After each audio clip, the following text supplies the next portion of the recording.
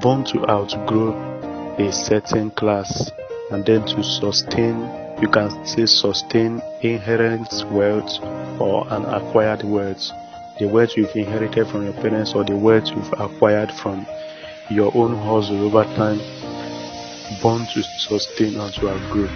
It's a kind of financial education for kids, also an education that is centered on classism, teaching we parents, we guardians, we people that have grown up, that are in the position of raising kids, how we can talk to our children about this concept of classism and concept of financial education. I see art as a tool for communication and also a tool that has its own voice. And whenever you learn a lesson through art, it will be very difficult for you to forget that lesson, because once your mind flash back to that graphics, to that artwork, you will definitely learn and remember every striking thing that you learned during the discourse and held his shoulders. So these were two different shows that were to be discarded because it was not part of what we planned to shoot. But then I saw it and I kind of picked interest in the work, and I said maybe I can create something with this. So I had to merge the two pictures, where the brother was holding his shoulders and where this baby, this girl, was peeping into the plate tab. Okay, so I did the merger, and then when I was done, I duplicated it into 4 layers, flipped one of the layers horizontally and reduced the opacity to form this kind of reflection down there, knocked off the shape and everything, the color on the other layer. I first of all maxed it to just capture the shape, maxed everything out to pick out just the shape and the external form of the object, the subject, that's the 3 children. I maxed it out, then knocked off the texture, knocked off the color and everything, and it became black. That's to turn it to a silhouette. Okay, then after doing that, I duplicated this knocked off area into 4 parts, left one as the main subject, reduced the opacity of 2 so that it will be a kind of, it will form a kind of a shadow that is bouncing on a wall, something like that. Added texture to the background and made it green. It's a minimally digital artwork. So this work depicts the love that exists among people of different class. Like I will say that the work is centered on classism. Classism is this discrimination that are based on social class. Okay, so now this work, I'm using it to depict the love that exists among people of different class, drawn from empathy and tenderness. And this kind of love is void of oppression and arrogance. But sadly, you know that our world today is a shadow of it, because classism has resulted to a world of separation where man is God to man. Man is God to man.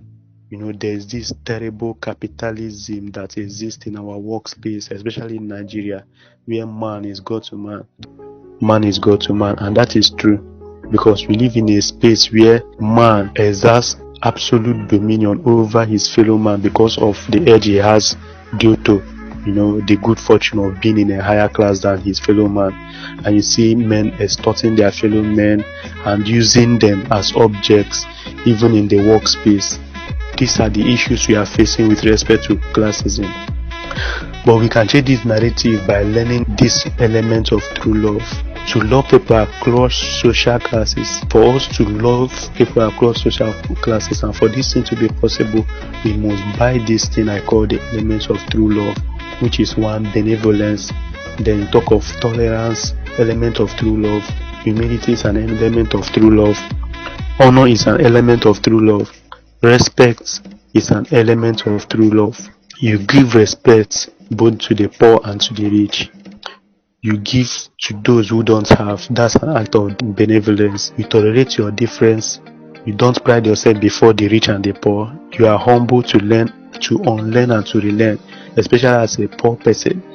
You are humble enough to admit that you don't know what it takes, and then you honor those that deserve to be honored, both the rich and the poor. Respect your superiors and your subordinates, and then you are sure to wield this element of true love.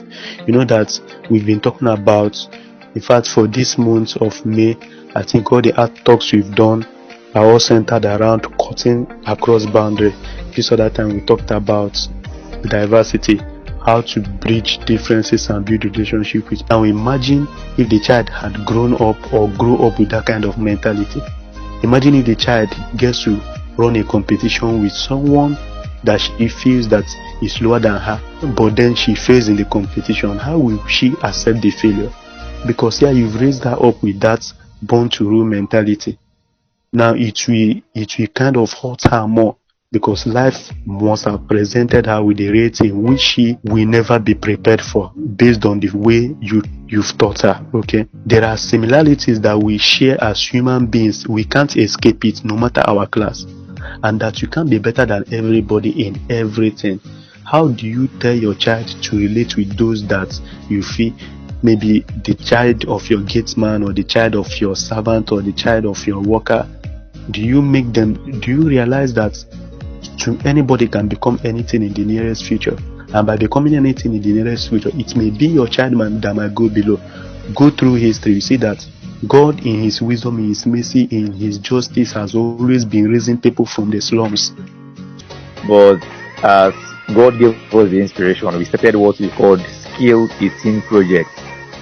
Now, during the course of telling the children, though it was a mixture of children and teenagers, to choose skills on what they would do, there was this little girl that was like, she wanted to learn shoe design, shoemaking. Thank God our guy is here, he's listening to us. As soon as she made mention of that to her dad, the dad shunned her and was like, never you try that. That this is something for poor people. This is something for people that they didn't go to school, that kind of thing. I don't know if you're following what I'm saying. The dad told her that she shouldn't even try that. So due to the way we relate to the children, we have this close relationship, and she came and was like, "Uncle, is it possible for a girl to learn shoemaking?" I first started by telling her that this is not shoemaking, this is called footwear designing. To bring that light that this is not like those abuki guys we see moving around the streets and all that. And I was like, why are you asking me? She said that her dad shunned her, that warned her never not to move down to that place, that she should go to places like the catering and all that. But then this was her interest. So what I did was that I now had to walk her through the process with instances and showing how people through Instagram and all that. Okay, take a look at this. And I was even like, I have a friend, a classmate that is doing extremely well in shoe designing.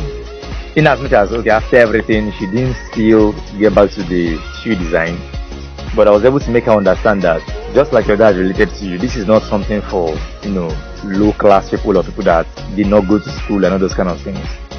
That there are still more people out there who are making waves, millionaires who are shoe designers and all that. So I think they dad, in a way they are well to do it, you understand, that kind of thing. So I felt that with his, let me use the word mentality from their time, maybe the 90s, the shoe design kind of thing was not really maybe regarded as something for those that went to school kind of thing. So as someone who went to school, you shouldn't be doing stuff and all that. But at the end of it all, we still had, children who ventured into that, and the results from what they did was amazing. So another instance was, we had the conference we had to go for, and though before then, I teach teenagers. One of the things I talk to them about is a holistic Christian child, whereby spiritually you are sound, academically you are sound, and then you have begun to take it as a responsibility to have it in your mind that there is a place of building up your financial empire. You won't always depend on your parents, and the earlier you start, the better. So these are some of the things I do share with them. So we had this conference we needed to attend, and parents try to make it look like, oh my, you guys depend on me, you have to depend on me too. But then it's still necessary to put it to children that it is of great necessity, or it is needful to have this mindset that there is this thing called savings, and there is this thing that you don't have to eat it all, you don't have to give you money and then you spend it all, and that kind of thing.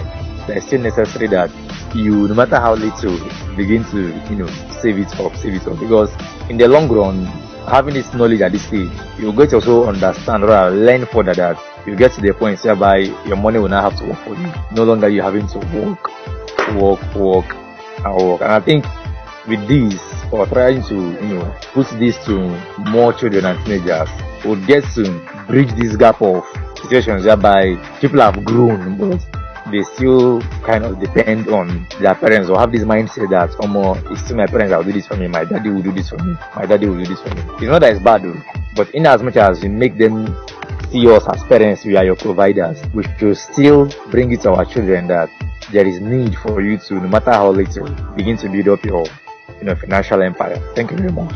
First of all, I want to say that financial education is not only meant for the poor kids. It's not only meant for the poor kids. It's also meant for the rich kids. Because why? Now, that kid now that might be rich at that moment, that the parents is rich at that point in time, nobody knows the future. A time will come when the child will have to stand on his or her own. Then, in that situation, if the child was not educated in his or her early stage of life about money and about finance, it might be difficult for that child to stand. Even if the parent, the dad or the mom, leaves an inheritance for him, maybe a company or anything at all, money for him to, run or for him to grow with. If he doesn't have that knowledge he or she should have, it will be very difficult for such a kid now to grow. So the point there is that financial education is not just for the poor kid alone, but for the rich as well. So now, if I were to raise a poor child now, teaching the child about money. Now, I want to start with saying that everything begins with, mindset and like say paradigm, which is just an attitude of thinking. Now, as a poor parent, you now raising a poor child, it all depends on, the mindset you put into that child when it comes to money. That a child is being raised from a poor background doesn't mean that the child will always be poor. So you have to, teach the child certain things about money, just like you all have said about saving. It is very, very, very, very paramount that as a child is growing, you teach the child about saving. I've had some experiences about little kids because I've really dealt with children and teenagers as well. But when the child says that he or she is saving the money given to him, I think the child should be encouraged. Yes, should be encouraged to save the money. Everything shouldn't be spent. As a matter of fact, it should be parents that should be encouraging them to save money. When they get money, maybe when the parents give them money or when they get money from strangers, just like many of us, when we were still kids, you see an uncle will come or an auntie will come, will dash you money and all that. You are not meant to tell the child, okay, take the money or do whatever you want with it. I know some of our parents will be like, okay, give me the money, let me hold it for you and all that. But I believe the parents should also teach the child on how to save. It's very important. If it is to get a piggy box or a jar, a transparent jar, and then that is sealed with a little opening, just like our saving box now, you teach the child, okay, once you get the money, you put it here, or this is the percentage. Even though you don't put everything, make sure you put so percentage here. I believe children, from my experience so far, I believe children learn more from visuals, what they see, than what you just tell them, and they might forget it, but they easily remember what they see. Take a mindset that you are not poor, should be in the child, and then you tell the child that once you do this, once you save, you are making way for yourself. You are not going to be poor. Once you save, you are preparing what you will use in the future. Then teach the child how to save. When the child gets money, make sure some percentage is being put into a saving. Let the child start from that stage and see the importance of saving. That life is not always by spending whatever you get.